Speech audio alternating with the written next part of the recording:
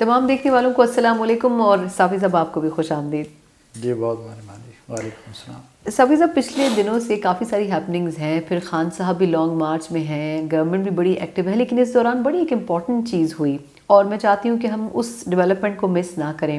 Last week D G I S P R اور D G I S I نے بڑی important press conference کی اور انہوں نے وہ تمام باتیں، اور میرا خیال ہے ان تمام باتوں کے جواب دینے کی بھی کوشش کی جو خان صاحب پچھلے کوئی 3 یا 4 ماہ سے مسلسل کہہ رہے تھے۔ تو اس میں بہت سارے الزامات کے انہوں نے جواب بھی دیے، پھر انہوں نے کچھ سوال بھی اٹھائے، اس پر میں ایک ایک کر کے آؤں گی۔ لیکن سب سے امپورٹنٹ چیز کہ آخر اتنی 2 بڑی پرسنالٹیز کو، اتنے بڑے انسٹیٹیوشن کو ایک لیڈر کے سامنے آ کر ان تمام چیزوں کے جواب دینے کی ضرورت کیوں پیش آئی؟ آپ کو تکلیف کیا ہوئی؟ مجھے تکلیف نہیں، مجھے حیرانگی بہت ہوئی کہ آخر ڈی جی آئی ایس آئی کو پہلی مرتبہ ہم اسکرین پر دیکھ رہے ہیں اور وہ ایک ایک کر کے خان صاحب کے اوپر سوال بھی اٹھا رہے ہیں اور پھر ان کے جواب بھی دے رہے ہیں جو الزامات خان صاحب نے لگائے۔ تو عام انسان تو بڑا حیران ہے اس وقت پاکستان میں۔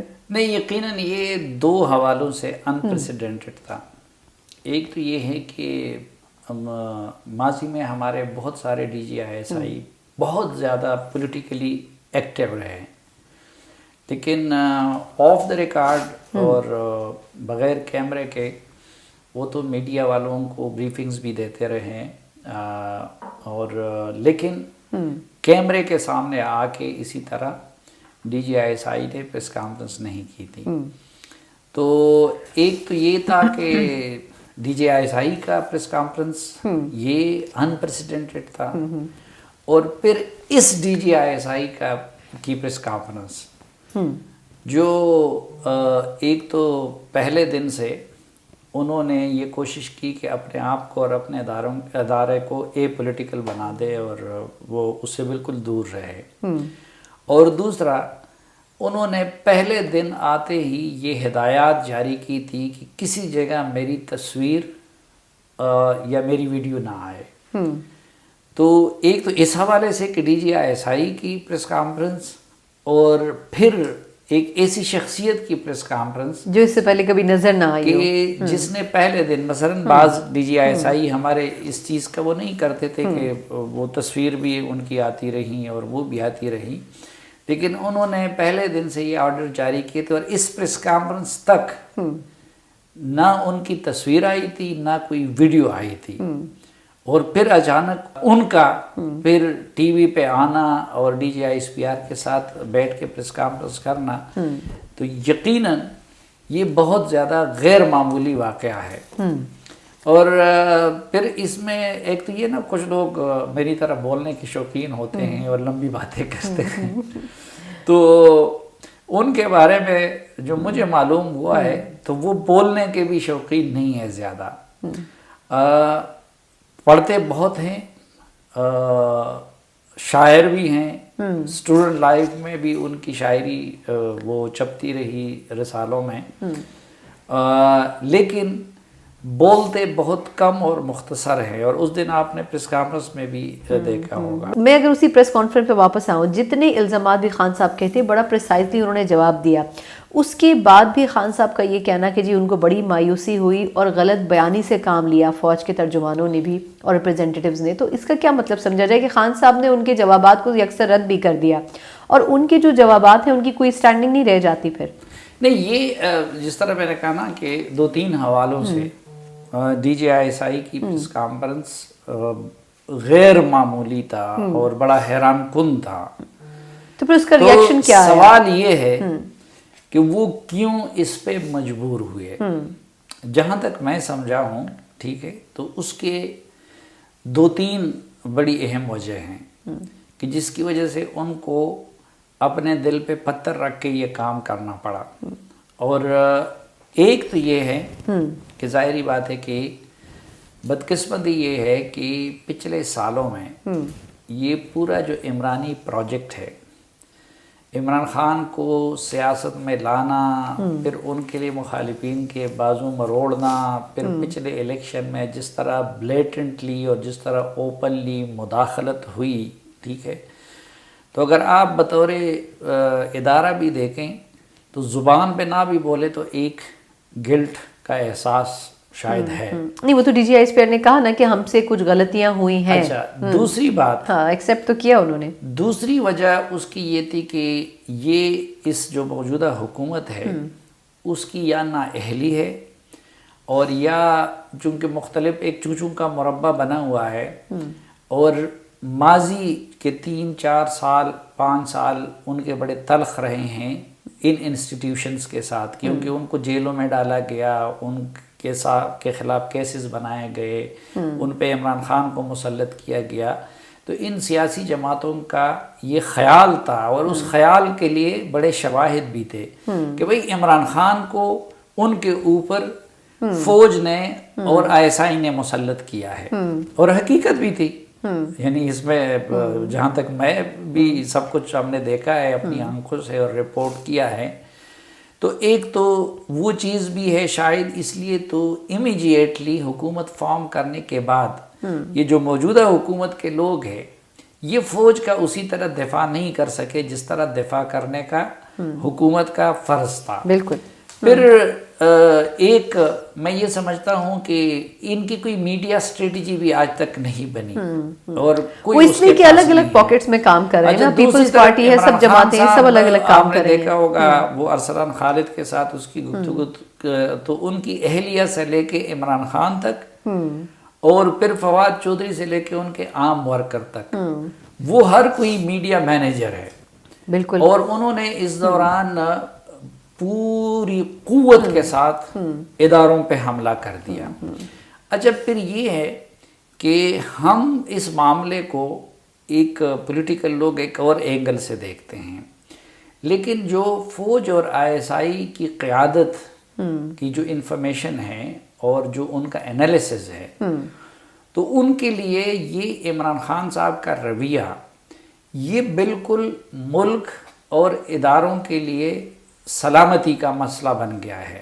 مثلا پہلی بات تو یہ ہے کہ مثلا ماضی میں ایسا ہوا کہ بھٹو کو پھانسی بھی دی گئی، میاں نواز شریف کو جیلوں میں بھی ڈالا گیا، پھر جلا وطن بھی کیا گیا، لیکن وہ ملٹری ڈکٹیٹرز نے کیا. اچھا لیکن وہ مارشل لاؤں میں بھی شاید فوجی قیادت کے بارے میں وہ زبان استعمال نہیں کی گئی جو کہ اس وقت عمران خان صاحب کی طرف سے فوجی قیادت کے بارے میں استعمال کی گئی، حالانکہ اس وقت ملک میں مارشل لا نہیں ہے. بالکل.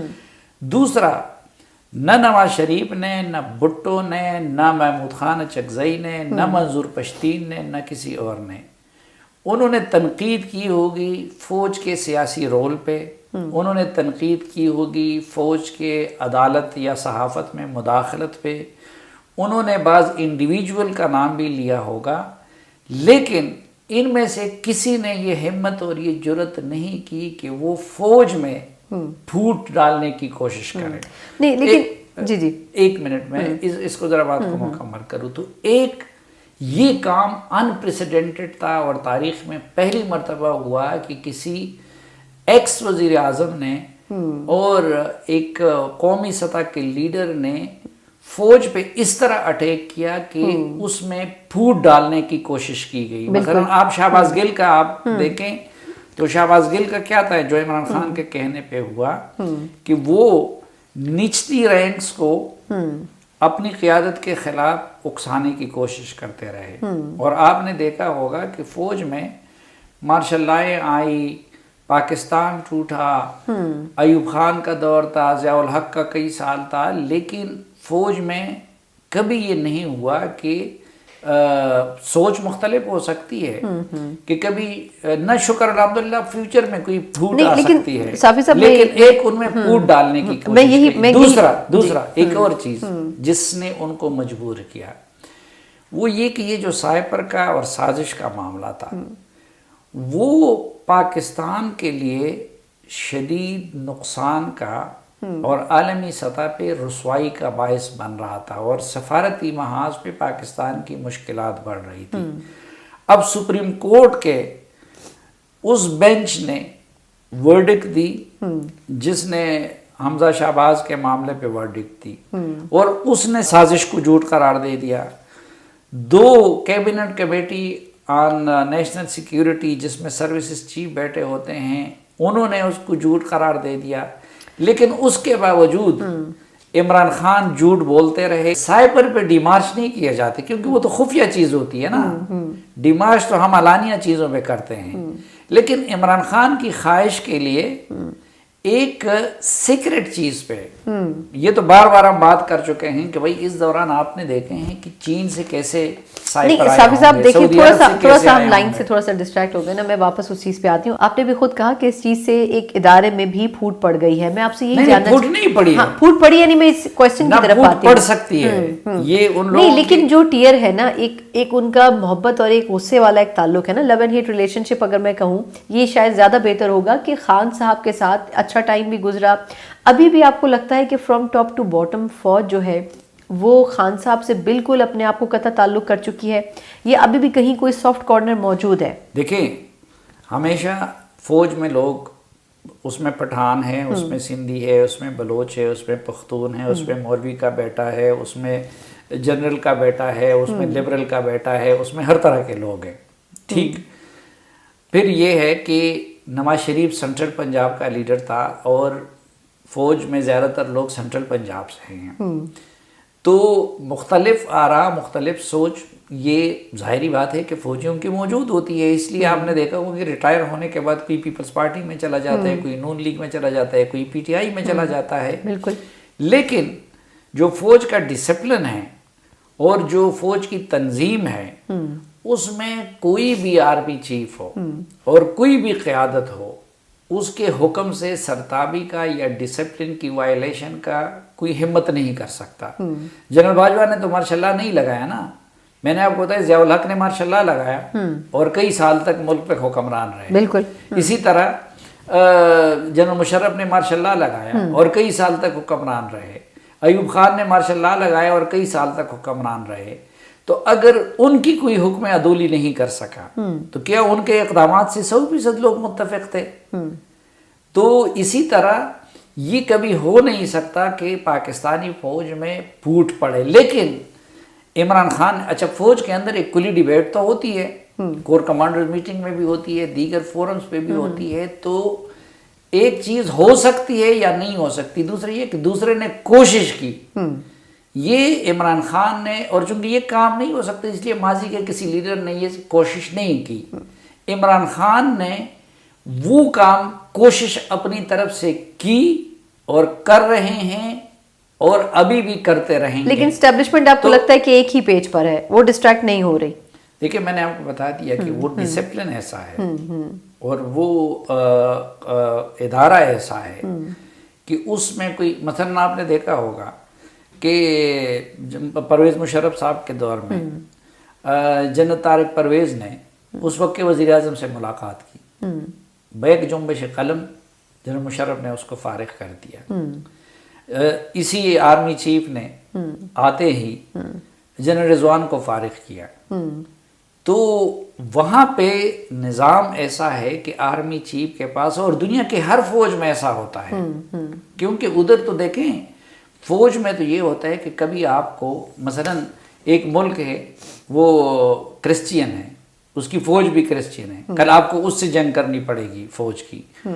آپ ایک مسلمان ملک کی فوج ہے, کبھی آپ کو مسلمان ملک سے جنگ کرنی پڑے گی.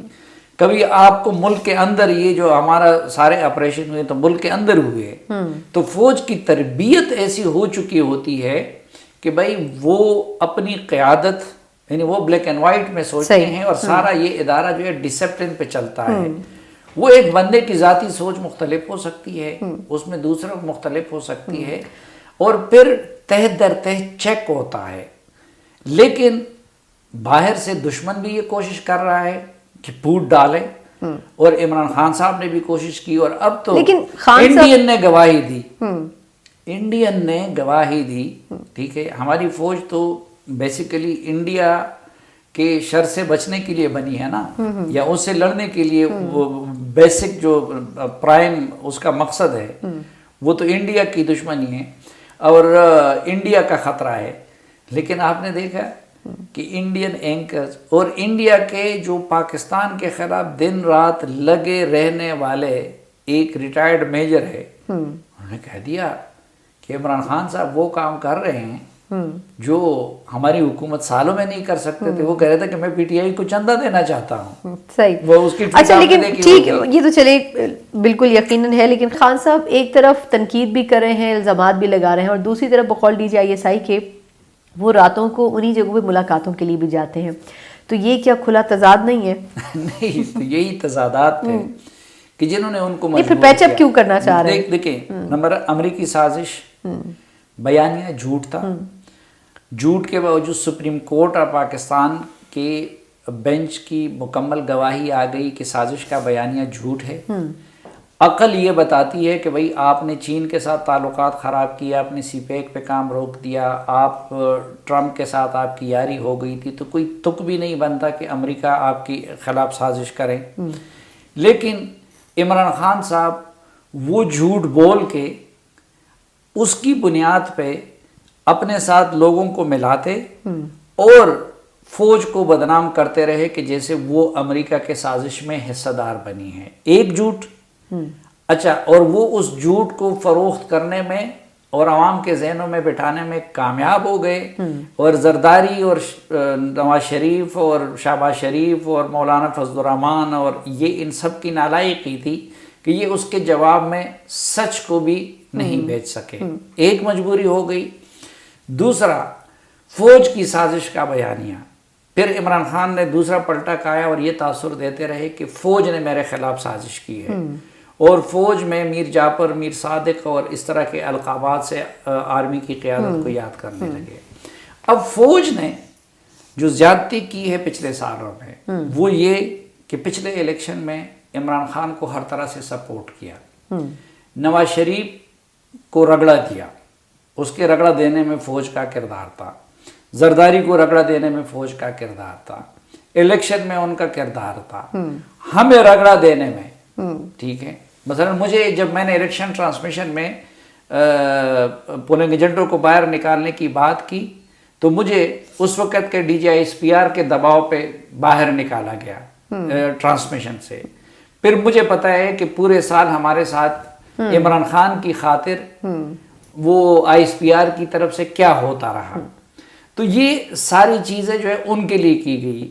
پھر عمران خان صاحب خود کہتے ہیں کہ میرے لیے باہر کی چیزیں تو الگ ہیں کہ بھائی سعودی عرب، چین، ادھر ادھر سارا منت ترلا ان کے لیے جو ہے وہ باجوہ صاحب وہ ان کو بیچتے رہے اور وہ ان کے لیے مسائل حل کرتے رہے. داخلی سطح پہ یہ جو ابھی سال پہلے گیلانی صاحب کا الیکشن ہوا، اور الیکشن میں انہوں نے جب ان کو پتہ چلا کہ 30-35 بندے میرے ٹوٹ گئے ہیں تو انہوں نے ان کی منتیں کی. وہ بھی غلط کیا انہوں نے، سیاست میں مداخلت وہ تھی. اور یہ جو ایم این ایز تھے ان کے، جن میں خود یہ اس وقت جو اپوزیشن لیڈر ہے یہ بھی شامل تھے، رات میں کسی کو کمروں میں بند کیا گیا، کسی کو کنٹینر میں بند کیا گیا، اور گمنام ٹیلی فون ہے اور یہ ساری چیزیں، اور صبح ان کو جا کے مجبور کیا گیا کہ ان کو ووٹ دے دیں. بالکل اسی طرح چیئرمین سینٹ کے الیکشن میں یہ ساری چیزیں، تو یہ موجودہ سیٹ اپ کے خلاف ہوئی ہیں. اچھا، اب پھر ان کے خلاف اس عمل میں کام انہوں نے نہیں کیا، لیکن فروری کے مہینے میں ان کو بتایا گیا کہ یار بس ہم مزید جو ہے یہ کام نہیں کر سکتے کیونکہ ہمارا ادارہ بدنام ہو رہا ہے. ہم پورے پاکستان کی فوج ہے، آپ کی وجہ سے نون league, peoples party, J U I, Jamaat Islami, M Q M, Pakhtunkhwa میں PNP، یہ سارے ہمارے دشمن بن رہے، تو آپ آگے اپنا انتظام خود کریں. تو یہ بات اس حد تک حقیقت ہے کہ اس عدم اعتماد کے معاملے میں فوج نے اپنے آپ کو آئینی رول تک محدود رکھا. لیکن اس میں ایک فرق ہے نا، ایک یہ کہ میں آپ کے ساتھ آپ کی خاطر کوئی غیر آئینی اور غیر قانونی کام نہ کروں. دوسرا یہ ہے کہ نہیں، میں آپ کے خلاف غیر آئینی اور غیر قانونی کام کروں. تو غیر آئینی اور غیر قانونی کام عمران خان کی خاطر ان کے مخالفین کے ساتھ ہوتے رہے. اچھا، پھر میں آپ کو پہلے سے بتا بھی دوں، دھوکہ تو وہ ہوتا ہے نا کہ جب میں آپ کو نہ بتاؤں، کہ میں آپ کو بتاؤں کہ سنا سوری ہماری یہ مجبوری ہے، ٹھیک ہے، آئندہ کے لیے جو ہے میں آپ کے ساتھ پروگرام نہیں کر سکوں گا، آپ اپنا انتظام کریں، میں اپنا انتظام کرتا ہوں۔ بالکل۔ تو یہ تو پھر ان کا کام چلے، تھا۔ لیکن اب اس چیز کو عمران خان یہ نام دے رہے ہیں کہ بھائی اس فوج نے مجھے ہٹایا اور ان کو مجبور کیا، چوروں نے ٹیروں کو لگایا۔ ٹھیک ہے، اچھا لیکن صافی صاحب کنکلوڈ کر لینا جلدی، لیکن دیکھیں تیسرا جھوٹ سن لینا، ٹھیک ہے، کتنے جھوٹ ہیں ان کے، کتنے سنے۔ تیسرا جھوٹ یہ تھا کہ ادھر وہ کہتے تھے کہ میں نہ فوج سے بات کروں گا، نہ میں اس سے بات کروں گا، اور ساتھ دھمکیاں اور لیکن پرائم منسٹر سے لے کر ہیڈ کوارٹرز تک ہر جگہ بات کرنے کی کوشش کر رہے ہیں۔ اب میں نے یہ اس حکومت کی نااہلی بھی ہے۔ 24 ستمبر کو میں نے کالم بھی لکھا اور ویڈیو بلاگ بھی کیا۔ اس وقت آپ چھٹی پہ تھی تو اس لیے میں نے تنہا ویڈیو بلاگ کیا، ٹھیک ہے، اور اس میں نے ساری تفصیل لکھی کہ عارف علوی کو منت کرنے گئے آرمی چیف کے گھر، پھر ادھر ملاقات ہوئی، اس میں عمران خان صاحب ان سے مطالبہ کرتے رہے غیر آئینی، مثلا جب آپ فوج سے کہتے ہیں کہ آپ مجھے جلدی الیکشن دلوا دیں تو obviously ان کی ڈومین میں تو نہیں آتا، یہ نہیں ہے کہ فوج الیکشن کروائے گی نا، جلدی کروائے گی یا دیر سے، یہ فیصلہ تو پارلیمنٹ نے کرنا ہے، یا آئین میں جو وقت مقرر ہے، یا سپریم کورٹ کر سکتی ہے۔ تو وہ مطالبہ اس میں انہوں نے ان سے معذرت کی۔ اچھا 24 ستمبر کو میں نے لکھا تھا، اس سے 10-15 دن پہلے یہ میٹنگ ہوئی تھی۔ آج کیا تاریخ ہے؟ یہ ڈی جی آئی ایس آئی کی پریس کانفرنس تک عمران خان صاحب قوم سے جھوٹ بولتے رہے، ان کے لوگ اس ملاقات سے انکاری تھے، وہ آئیں بائیں شائیں کرتے رہے۔ اب جب D G I S I نے کہہ دیا تو انہوں نے مان لیا۔ اس میں نے یہ بھی لکھا تھا کہ انہوں نے آرمی چیف کو وہ آفرز بھی کیے جو انہوں نے مانگے بھی نہیں تھے، توسیع کے، وہ بھی عمران خان نے مان لیے اور اسد عمر نے بھی مان لیا، ٹھیک۔ تو یہ اب اس حکومت کی نااہلی تھی کہ جو حقیقت سلیم صافی جیسا ایک مزدور آج سے مہینہ پہلے بیان کر سکتا تھا، اور عمران خان جھوٹ پہ جھوٹ بولتا رہا۔ لیکن تو ان جھوٹوں کو، اس جھوٹ کو سچ سامنے لانے کے لیے، کیونکہ حد سے معاملہ بڑھ گیا نا، انہیں پریس کانفرنس کرنی پڑی، ان کو سچ بیان کرنا پڑا۔ ٹھیک ہے، اور ایک چیز میں اس میں اور اضافہ کر دوں کہ اب عمران خان صاحب کہتے ہیں کہ میں اس لیے خاموش ہوں کہ ملک کی مفاد کی خاطر، بھائی اس سے تو آپ نے کھلواڑ کر دی، آپ نے تو جھوٹ بھی بیان کر دیے، مثلا امریکی سازش کا ملک کے ساتھ آپ کھلواڑ کر رہے ہیں۔ لیکن اگر عمران خان کے بارے میں انہوں نے بڑا، میں آپ کو بتاؤں نا کہ 0.1% سچ بولا ہے عمران خان کے بارے میں، باقی سب کو چھپا لیا، اتنا ہی بولا جتنا ضرورت تھی۔ لیکن صاحب اب کویسچن اس پہ کویسچن کا ایک ضروری تھا، اگر کویسچن ان اس کی کو طرف سے کنکلوڈ کر پورا لیتے ہیں۔ سچ بولا گیا تو پتہ نہیں کیا ہوگا۔ ہاں، لیکن obviously پھر خان صاحب بھی کچھ نہ کچھ شروع ہو جاتا ہے، ان کو پتہ ہے کہ ان کے سامنے جو شخص ہے اس کا کوئی کنٹرول بٹن نہیں ہے۔ اچھا، ایک تو یہ کہ اب خان صاحب اس پورے سینیریو میں نکل تو آئے ہیں لانگ مارچ کے لیے، اور کل تک ان کا کوئی سٹائل کچھ اور تھا، بات کچھ اور طریقے سے کر رہے تھے، لیکن لوگوں کی یہ رائے ہے کہ وہ کچھ ملاقاتیں ہوئی ہیں پچھلے ایک رات کے دوران بھی، اور اس کے بعد انہوں نے اسٹیبلشمنٹ سے متعلق آ کے کچھ اچھی اچھی باتیں بھی کی ہیں جو گزشتہ رات کی بات ہے۔ تو آپ کے خیال میں خان صاحب کے اوپر ریلائی کیا جا سکتا ہے، کیونکہ جو میٹنگز ہیں، جو اپرچونٹیز ہیں، ان کو تو وہ اویل کر رہے ہیں، تو مقصد کیا ہے؟ اگر تو فوج ایک کارنر پر ہو گئی ہے تو پھر نو میٹنگز نو کنکلوژن کے اوپر چلے جانا چاہیے۔ خان صاحب جو پش کر رہے ہیں ان میٹنگز میں ان کو کیوں انٹرٹین کیا جا رہا ہے پھر؟ آپ نے ان کی وہ ایک آڈیو لیک سنی ہے نا؟ بالکل، گیٹر پور صاحب کی، کہ ہر جائز ناجائز معاملہ کرنا ہے، یہ سائپر کے متعلق نا، اور اس کے ساتھ کھیلنا ہے۔ تو عمران خان صاحب، میں سالوں سے لوگوں کو یہی سمجھا رہا ہوں کہ وہ میکیاویلی کے پیروکار ہیں، اور میکیاویلی کے سیاسی تعلیمات کا نچوڑ یہی ہے کہ اقتدار تک رسائی کے لیے ہر جائز ناجائز حربہ آپ نے استعمال کرنا ہے۔ اور پتہ نہیں ہمارے لوگ سوچتے نہیں ہے، ورنہ عمران خان صاحب کی سیاست اسی سے عبارت ہے۔ جب سیاست میں آئے، پولیٹیکل فورسز پہ پہلے ریلائی کیا، مشرف اقتدار میں آئے، ان کو ویلکم کیا، روزانہ راتوں کو جا کے ان سے ملاقاتیں کرتے تھے، ان سے کہتے تھے مجھے وزیر اعظم بناؤ، الیکٹیبلز مجھے دو۔ مشرف نے چودھریوں کو دیا تو مشرف کے دشمن بن گئے، اس دشمنی میں مولانا فضل الرحمان کو وزارت عظمیٰ کا ووٹ دے دیا، جن کو آج چور کہتے ہیں، جو سب کچھ کہتے ہیں، اسی نواز شریف کے لندن میں بلائے گئے اے پی سی میں ادھر چلے گئے، نواز شریف کی وطن واپسی کا مطالبہ کرتے رہے۔ پھر اس کے بعد جب دوبارہ اسٹیبلشمنٹ سے مل گئے تو اس انتہا تک گئے۔ جب اسٹیبلشمنٹ نے ان کو اقتدار دلوایا تو آپ نے دیکھا کہ پچھلے 3 سالوں میں وہ روزانہ کیا کہتے رہے، اتنی تعریفیں تو میرے خیال میں جنرل قمر جاوید باجوہ صاحب کی اپنے گھر والوں نے نہیں کی ہوں گی جتنے کہ عمران خان صاحب کرتے رہے۔ اور پھر ایک پیج وہاں کا ایک معمولی افسر ان کے 4-5 وزیروں کو ان سے ہدایات لیتے تھے، اور وہ منظور پشتین اور اے بی سی کے بارے میں وہ وہی کہتے تھے۔ تو وہ تابعداری کی اور اس کی ایک نئی تاریخ انہوں نے رقم کر دی، اور اب وہ یہ جو کہہ رہے ہیں، اب جب ان کو نہیں تو یہ ساری ان کا پریشر ہے، وہ ڈالنے کی کوشش کر رہے ہیں، اس فوج کو بلیک میل کرنے کی کوشش کر رہے ہیں جو لڑنے کے لیے بنی ہوتی ہے۔ اور ابھی بھی ان کا مطالبہ سویلین سپرمیسی کا نہیں ہے کہ بھائی ان کا ہے، وہ ان سے کہتے ہیں کہ تم لوگ مداخلت کر کے الیکشن کرواؤ اور تم لوگ مجھے دوبارہ اقتدار دلواؤ۔